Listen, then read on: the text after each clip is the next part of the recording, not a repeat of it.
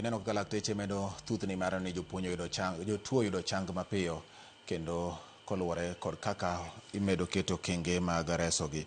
Kowere kod mago ni en fungruok ne jopiny e ward ma Usonga kar chung bura malego Usonga kaunti ma Siaya bang' piny owacho kokalo kuom apisi mar jagoro mongirore migawo mar arita Dr. Raymond Omolo chwalo negi chenro manono mar kawo pande kod ndikruok kaka jogo ombulu. Kaka Steve Biko lero, jaduong' moro ma jegni 72 bende ne olidho ma ochopo e apisi mar ruoth ma Sumba mar yudo pande, kolero ni nengo mar yudo pande manyocha ne oidho kaachiel kod bor mag kuonde yudo pande gin moko kuom midhiero manosemone yudo pande hignigo duto, gino ma bende osemone yudo omenda mag jodongo kaachiel kod yudo thuolo mag goyo ombulu. Okinyi mang'ich e laro mar apisi mar ruoth ma Sumba e kar chung bura malego Usonga. Jopiny no mondo mar kawo pande kod ndikruok kaka jolut ombulu gino mitimo nono. Kae jaduong' ma jahigni 72 mosedak maonge opande kuom thuolono duto kaluwore kod nengo mamalo mar opande nomolo mar kawo opande ne kawuono kolero midhiero mosekaloe ni mar onge opande.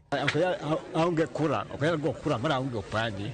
Koro ka yudo opande no, baka okura, anyalo go kura. Ago kura aonge opande. Tani kitama mago kura no. Jaduong' machielo Joseph Oduor nopuoyo chenro ni kolero midhiero magikaloe e kinde migi manyo pande kokwayo rowere matindo mondo owuog oko kar rombgi mar kawo pande kaka okumba maduong' mabiro resogi e yiero mahiga manyien, wach manosir kod Scholastica Achieng' miyo mosedak katiyogo pande mar jaode kuom higni buora. Chenro ma kamae ber nikech gisani opungusa garama mayandwa tumoga mayandwa wachulo kurunge kahausi ya kuchande korika wigi machiegni kuom rewere dwarore mondo kaw kitambuliso ne silaha unyalo tegogo makelo joma dwa kelo maendeleo.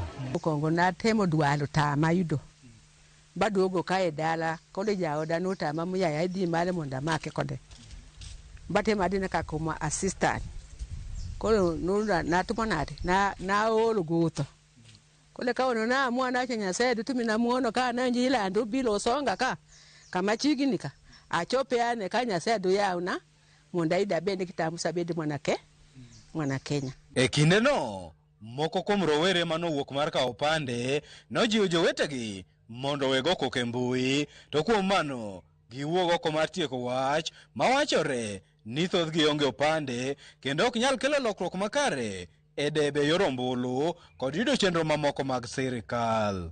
Weche mag manyo ID neni ni kiwuok kabidhi Muwer idhi kurontie gimia itisha igole matin alafu nini kendi duogo ka chief koni tindiko ni barua ai kenda kidok higo ipicha alafu kendi nitie odiochienge mimi ya kidok kon nitino gimala alam ni Nyasaye mokongo Nyasaye odonjo ni gichunyi mondo gimaka ID mondo gibed kode wapa ID no engima mar ng'ato kata nyodo wala kibarua molo na kibedo gadi kati dwa konyo molo kaka mali musada mubilo go Usonga ka ipenyo kitambuliso no. Chenro mar kawo opande kod ndikruok kaka jolut ombulu osebedo kadhi nyime kauntis ma Kaluo kaka Kisumu, Migori, Homa Bay kendo igeno ni ibiro dhi nyime kod tayo chenro no kuom thuolo mar jumbe 3 e kaunti ma Siaya.